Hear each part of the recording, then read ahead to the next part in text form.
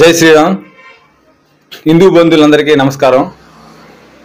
మన హిందూ సమ్మేళనం కొత్త వలస భారత డిఫెన్స్ అకాడమీలో 10వ తారీఖున బుధవారం జరుగుతుంది. ఇది మినీ ఐందవ శంకారం. మన విజయవాడలో ఐందవ శంకారం జరిగే రీతిలో మన కొత్త వలసలో ఈ కార్యక్రమం జయప్రదం అందరూ చేయాలి. దీనికి ప్రతి ఒక్క హిందువు పాల్గొనాలి. మన ఈ కార్యక్రమంలో ఐందవ శంకారంలో ఎంత ధీటుగా హిందువులందరూ పాల్గొన్నారో అదే రీతిగా ఇక్కడ పాల్గొనవలసిందిగా మనవి. ఈ కార్యక్రమానికి అధ్యక్షతగా రాపతి జగదీష్ బాబు గారు అధ్యక్షత వహిస్తున్నారు.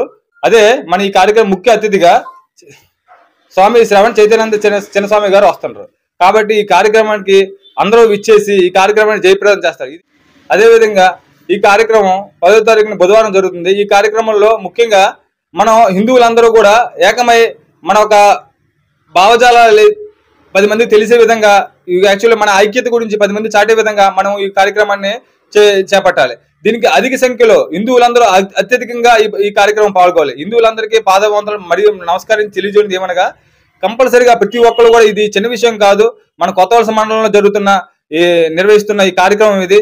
ఈ కార్యక్రమంలో మన హిందువుల ఒక సత్తా చూపించాలి. ప్రతి ఒక్కరూ హిందువు పాల్గొని మనం అంటే ఏంటో మనకు అన్ని మతాల వాళ్ళు తెలిసే విధంగా ఈ కార్యక్రమంలో పాల్గొనాలి. అంత ధీటుగా ఈ కార్యక్రమాన్ని జయప్రదించాలి. ఎక్కువ సంఖ్యలో, 10ల సంఖ్యలో, 100ల సంఖ్యలో.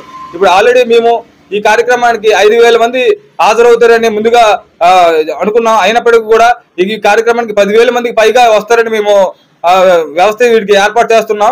కాబట్టి అధిక సంఖ్యలో, వీలైనంత అధిక సంఖ్యలో ఈ కార్యక్రమాన్ని జయప్రదం చేయాలి. మండలానికి, మన కొత్త వలస మండలంలో ప్రతి ఒక్క హిందువు కూడా మనం ఈ రోజు హిందువుగా ఉన్నామంటే దానికి గల కారణం మనలో ఆ హిందుత్వం ఇప్పుడు కూడా నిద్రపోలేదు, ఇంకా లేచి ఉంది. కాబట్టి ప్రతి ఒక్కరు కూడా అది మర్చిపోకుండా ఇటువంటి కార్యక్రమాలకి వచ్చి నేను ఉన్నాను అని 10 మందికి తెలియచేసి మన బల